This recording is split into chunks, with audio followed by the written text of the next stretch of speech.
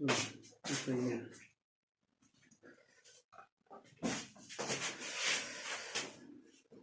Good morning friends, welcome to my channel maths with Vikas sir. इस class में आज हम लोग फिर से एनटीपीसी का जो बचे हुए क्वेश्चन है उसको करेंगे। पिछले क्लास में हम लोगों ने 30 दिसंबर को जो एग्जाम हुआ 2020 में उसके हम लोग क्वेश्चन किए थे, जिसमें हम लोग 14 क्वेश्चन कर लिए थे, ठीक है ना। आज उससे आगे हम लोग करते हैं। इसमें टोटल 20 क्वेश्चन है, जिससे 14 क्वेश्चन हम लोग कर लिए थे। आज 15 से 20 तक करना है, ठीक है ना। इसमें है ना 30-32 क्वेश्चन थे टोटल, लेकिन इसमें जो इम्पोर्टेंट मतलब जो अच्छे क्वेश्चन थे, जिसको लग रहा था जहाँ बताना आसान मतलब अच्छा रहेगा, उसी क्वेश्चन हम लोग लेकर चले हुए हैं, ठीक है ना। बाकी क्वेश्चन स्किप कर दिए हैं। जैसे आपको चाहिए तो हम टेलीग्राम ग्रुप पर डाल दिए हुए, वहाँ से आप उसको देख सकते हैं। ये क्वेश्चन है, कह रहा है एक घनाभ के 3 आसन्न फलकों का पृष्ठीय क्षेत्रफल ABC है, तो घनाभ का आयतन ज्ञात कीजिए, ठीक है। क्वेश्चन है 15 नंबर। कोई घनाभ है, ठीक है, ये है घनाभ।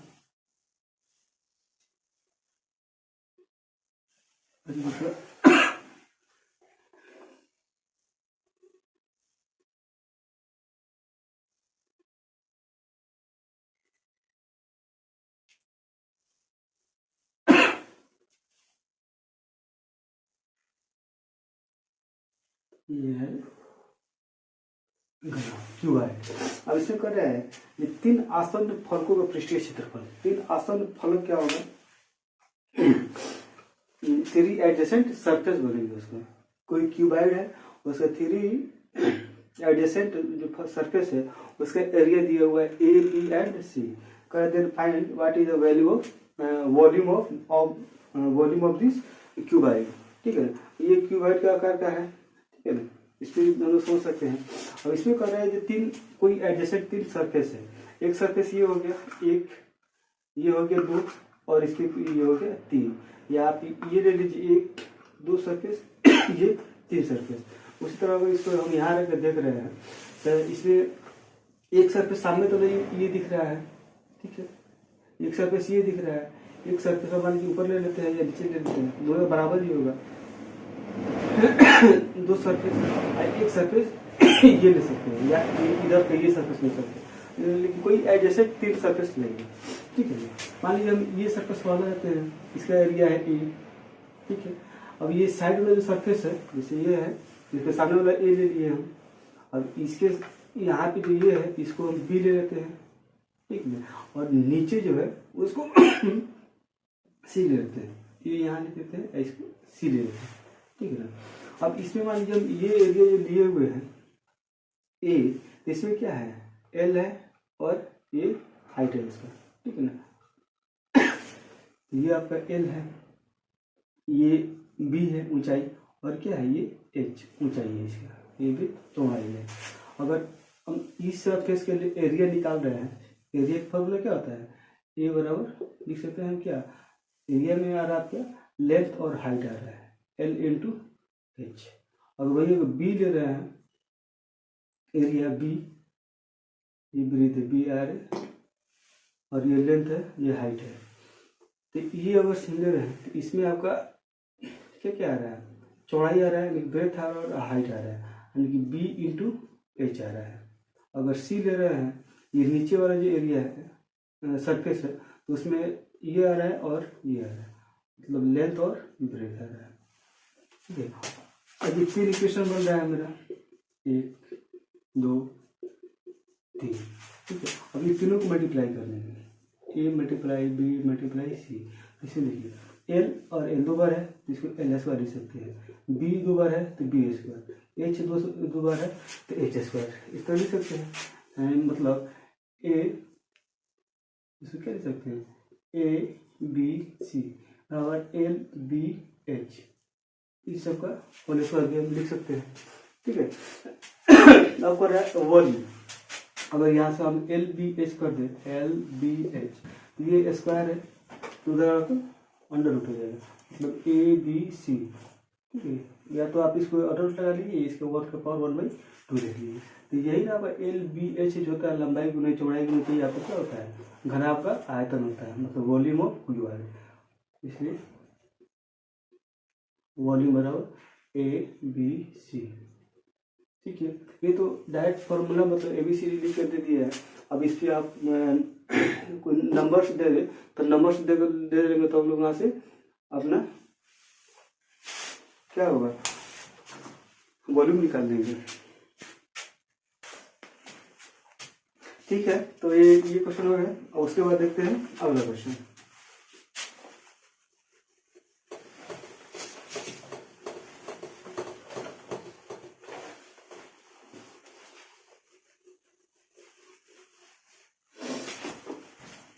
क्वेश्चन है, कह रहा है यदि 3 आदमी या एक लड़के अपना कार्य 20 दिनों में पूरा करते हैं, 3 आदमी है या 6 लड़के हैं, अपना कार्य जो है 20 दिनों में पूरा करते हैं, यदि कार्य को 6 आदमी और 8 लड़के मिलकर करें तो कितने दिनों में कार्य पूरा होंगे।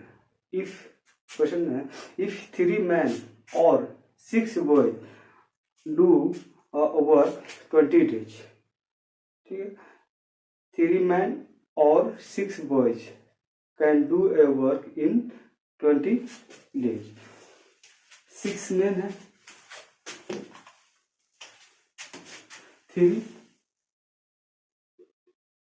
3 मैन है और यहाँ पे इस पे ध्यान देना, और 6 बॉयज है, ये है कि can do a work in 20 days.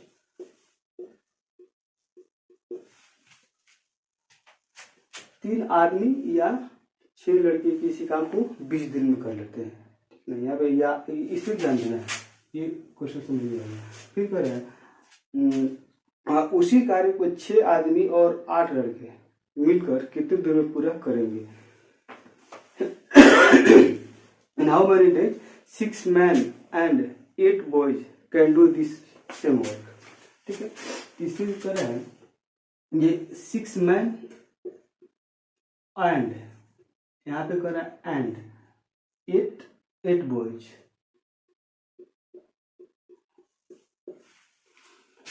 तीन आदमी या 6 लड़के किसी काम को 20 दिन में कर ले रहे हैं, तब 6 आदमी और 8 लड़का उस काम को कितने दिन में करेंगे। सबसे पहले हम इसको बनाने के लिए क्या करते हैं ना, इससे इसका मतलब 3 आदमी जो जितना काम करेगा उतना 6 लड़का काम करेंगे। यहाँ से करने का मतलब है ये 3 आदमी जितना काम करते हैं 20 दिन में, उतना ही 6 लड़का 20 काम करते हैं। तो दोनों के एफिशिएंसी निकाल लेते हैं। 3 मैन का जो एफिशिएंसी है वो आपके 6 बॉयज की एफिशिएंसी के बराबर है। यहाँ से मतलब ये निकल रहा है, मतलब मैन और बॉय का जो एफिशिएंसी निकालेंगे 6/3 और ये 3 से कटे 2, यानी कि 2 और 1। अगर एक आदमी एक दिन में 2 काम कर रहा है तो एक लड़का एक दिन में 1 काम करेगा, इसका एफिशिएंसी का मतलब ये होगा, ठीक है ना। इसका एफिशिएंसी 2 है तो लड़का का एफिशिएंसी 1 है, मतलब अगर एक दिन में लड़का 1 काम कर रहा है तो आदमी 2 काम करेगा, क्योंकि आदमी की एफिशिएंसी क्या होगा, ज़्यादा होगा।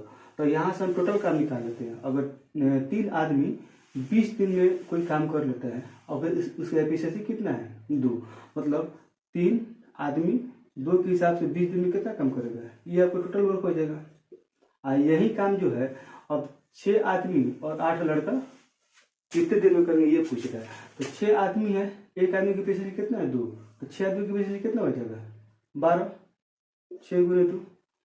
और 8 लड़का की एफिशिएंसी, एक लड़का की एफिशिएंसी कितना है 1, इसलिए 8 लड़का की एफिशिएंसी कितना हो जाएगा 8 गुना 1, और ये करें कितने दिन में कर लेंगे, ठीक है। ये हो जाएगा, इसको रखते हैं 20, 6 दिन 12 8 20, 20 से 20 कट गया, 20 से यानी कि x बराबर 6 days. In 6 days 6 man and 8 boys can do this same work, ठीक है। ये आपका ऐसे हो जाएगा। बस यहाँ पे ये देखना है और कर रहा है या एंड कर रहा है। एंड क्या आएगा तो यहाँ पे प्लस किए दोनों की एफिशिएंसी ऐड हो जाएगा, और क्या आएगा तो दोनों की एफिशिएंसी बराबर हो जाएगा। बस यहाँ पे ये फोकस है। अच्छा क्वेश्चन है, इसमें एंड और दोनों का यूज करते हैं तो अधिकांश क्वेश्चन में एंड ही रहता है, जिससे आपको घबराने की जरूरत नहीं है, इसको आप हम लोग ऐसे कर सकते हैं। ठीक है, फिर आगे नेक्स्ट क्वेश्चन देखते हैं।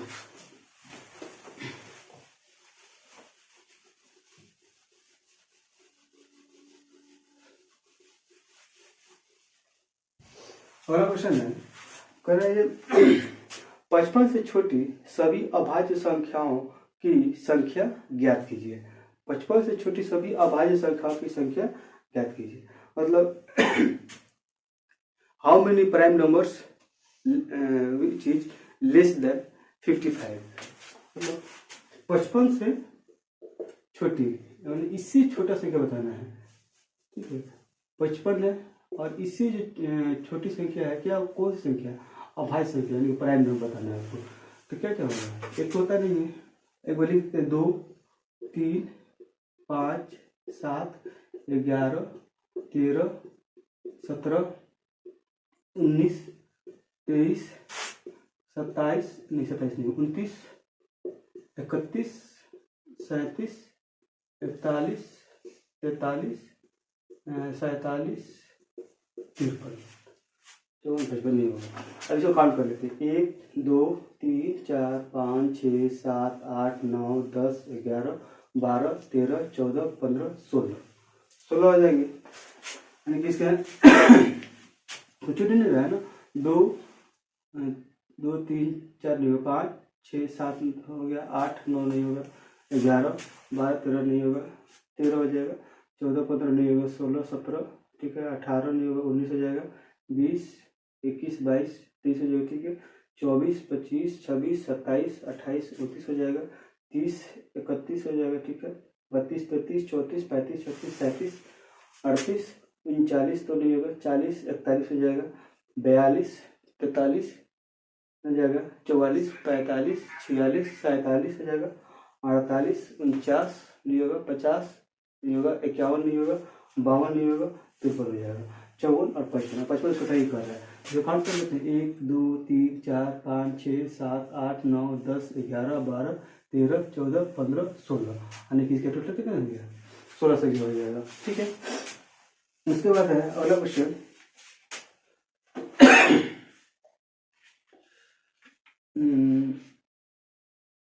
30 12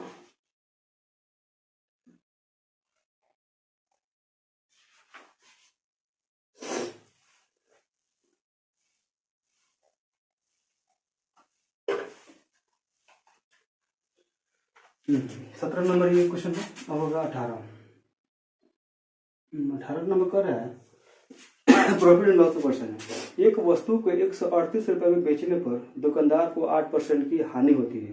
ठीक है, और एक वस्तु को बेचने पर 138 में बेच रहा है, मतलब एसपी क्या है, इसका एसपी जो है 138 है, यानी कि सेलिंग प्राइस जो है इसका 138 रुपया है। ठीक है, और इसको इतना बेचने पर उसको लॉस हो रहा है, यानी कि लॉस परसेंट दिया है कितना, 8%। ये लॉस परसेंट है। एक वस्तु को इतना में बेच रहा है, सेलिंग प्राइस जो इसका है 138 है, तो उसको 8% में क्या हो रहा है, लॉस हो रहा है। ठीक है, तो ये इसको पहले फ्रैक्शन में चेंज करते हैं, 8/100 4 से काटते हैं, 4 दूना 8, ये 4 से 25, यानी कि 2/25। और ये जो नीचे है ना, ये सीपी होता है, और ये जो लॉस है या उसका प्रॉफिट है। यहाँ पर लॉस दिया है तो ये इसका लॉस है, रेशियो में।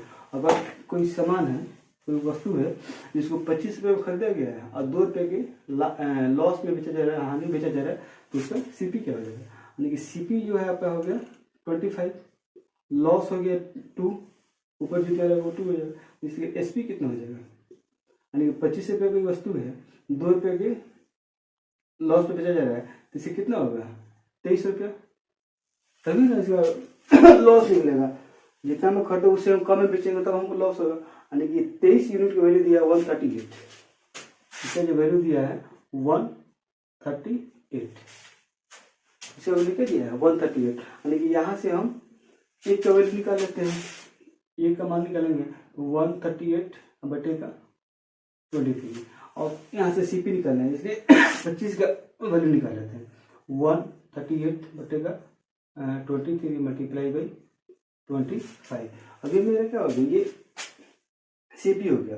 अब कर रहा है जब उसको कितने में बेचे, मेरे एक्चुअल सीपी क्या हो गया 138 बाई 23, ये 6 से कटेगा, ठीक है, ये 6 से कट जाएगा, 6 3 18 और 25 छः कितना हो जाएगा 150,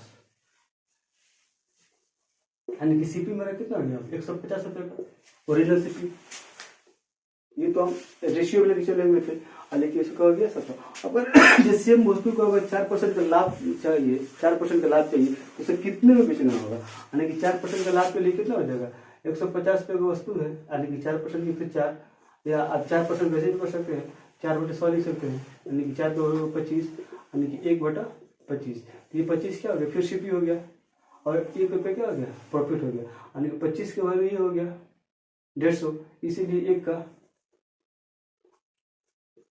यहाँ से सीपी हो गया 25, प्रॉफिट हो गया 1 रुपया, तो एसपी क्या होगा 25 है 26, ठीक है। और यहाँ पे हम 25 के वैल्यू क्या निकाल रखे हैं, इस 25 का जो वैल्यू है 150 है, इसीलिए 1 का वैल्यू है, इसलिए मेरे कितना निकालना है 26 का, यानी 25 छक और 36 में 4 छक 36, 4 3 12 और 3 15, यानी कि 156 रुपये, यानी 150 का चीज 156 बेचेंगे तो हम क्या होगा उसको प्रॉफिट होगा, ठीक है। अगला क्वेश्चन है, ये मैं समझेंगे, ये समझाने के लिए इतना कर रहे हैं, ठीक है ना, ये सब लिखने की कोई जरूरत नहीं, हम यहाँ से डायरेक्ट करते हैं। तो ये 2/25, तो 25 का वैल्यू कितना है, यहाँ से 23 का वैल्यू था 138, इसीलिए ये क्या निकाल लेते, इसलिए 23 का, तो 23 का दिया हुआ है और निकालने कितना का है 25 का, तो 23 तक यानी कि 150, और फिर 150 का कर रहा है 4% का लाभ हो गया, कर लेंगे कट 15 चौका 60 156, ऐसे भी क्वेश्चन फटाफट, ये सब प्रैक्टिस करने से हो जाता है, ठीक है ना। प्रैक्टिस जितना ही कीजिएगा उतना ही आपका कैलकुलेशन फास्ट होगा, प्रैक्टिस नहीं कीजिएगा कैलकुलेशन फास्ट नहीं होगा।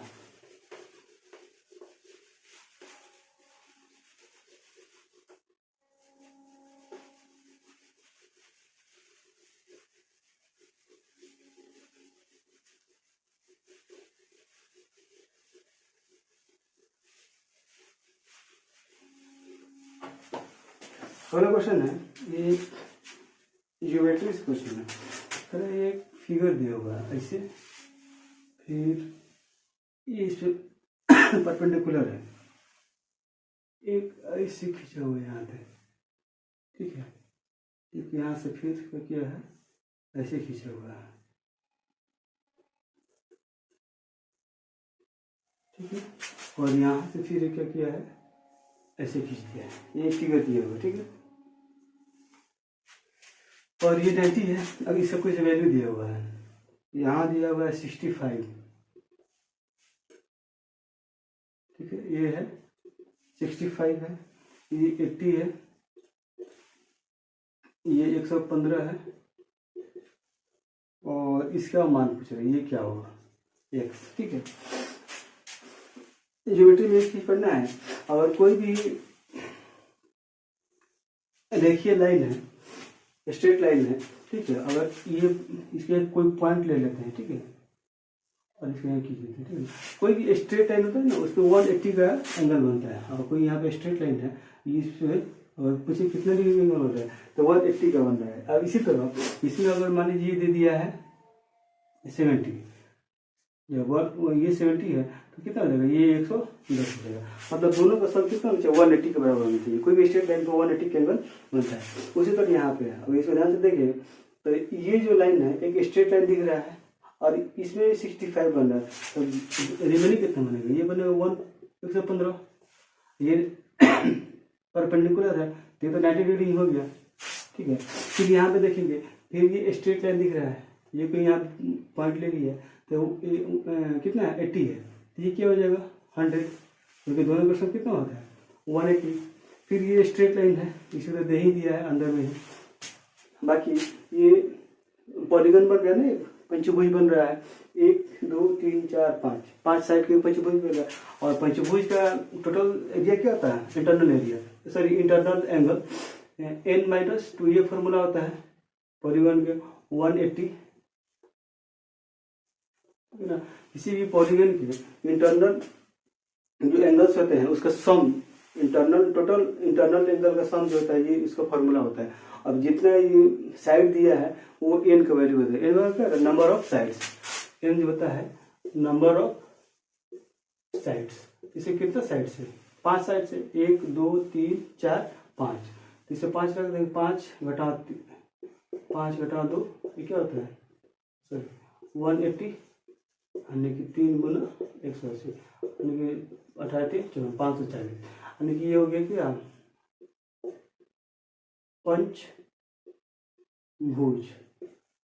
पंचभुज की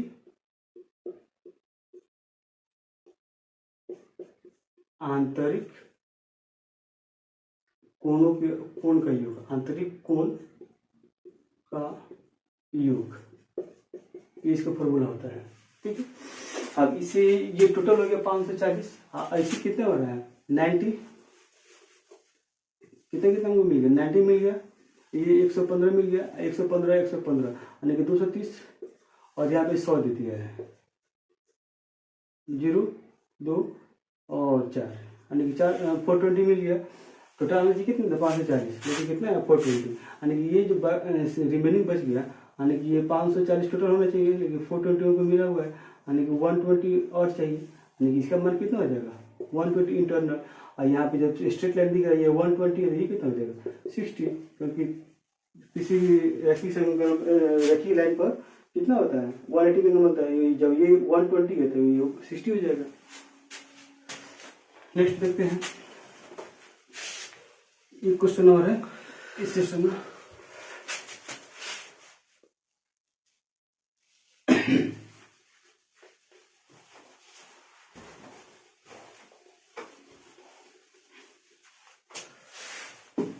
क्वेश्चन है, अविनाश, गुणेश और चमन किसी कार्य को क्रमशः 20 दिन, 30 दिन और 60 दिन में पूरा कर सकते हैं। प्रीवियस क्वेश्चन, टाइम क्वेश्चन है, और ये सेशन का लास्ट क्वेश्चन है।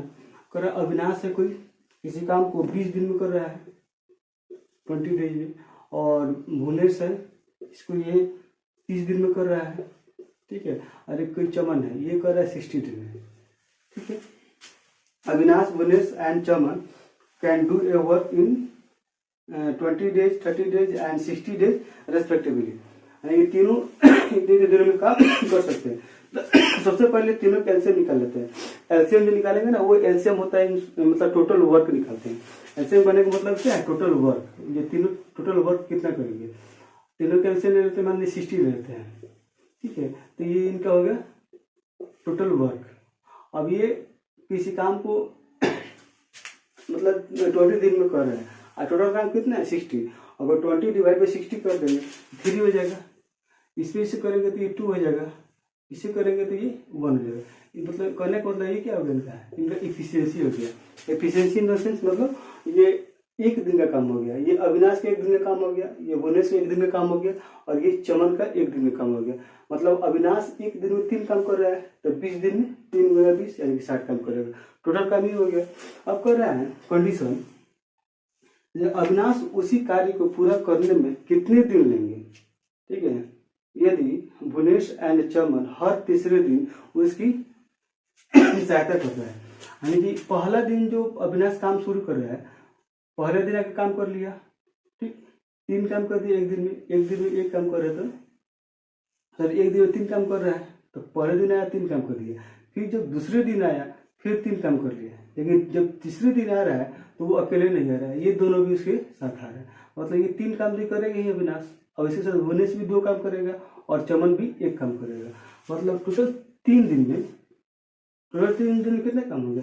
3 दिन में ये 3 काम किया, और प्लस ये 3 काम किया, 6 काम, 6 3 9 2 11 1 12, यानी कि 3 दिन में 12 काम हुआ। और ये इसी तरह मतलब रिपीट हो रहा है। फिर अगला चौथा दिन आएगा, फिर चौथा दिन में यही काम करेगा, 5वां दिन ये काम करेगा, फिर 6ठा दिन ये तीनों मिलकर काम करेंगे। इस तरह मतलब उसका रिपीटेशन होते जाएगा। इसको डायरेक्ट निकाल लेते हैं ऐसे ना, तो कितना इस तरह का सीक्वेंस बनेगा। टोटल काम कितना है 60, यहाँ पे 3 दिन में 5 काम हुआ है, सॉरी 12 काम हुआ है। अगर ये 5 से मल्टीप्लाई कर दे दोनों साइड, 5 इसमें भी, तो 5 या 15 और 12 बच्चे का 60, मतलब 15 दिन लगेंगे उसको पूरा 60 काम खत्म करने में। यानी कि 15 दिन में कितना काम कर लेगा वो 60 दिन में, इसको ऐसे ही कर लेंगे। यानी कि तीनों जो इस पैटर्न में काम करेंगे तो वो 15 दिन में काम पूरा हो जाएगा। यानी कि मेरा 15 दिन में वो काम फिनिश हो जाएगा। ठीक है, हो गया इस सेशन का क्वेश्चन। अब हम लोग अगले सेशन में देखते हैं अगले क्वेश्चन। ठीक है।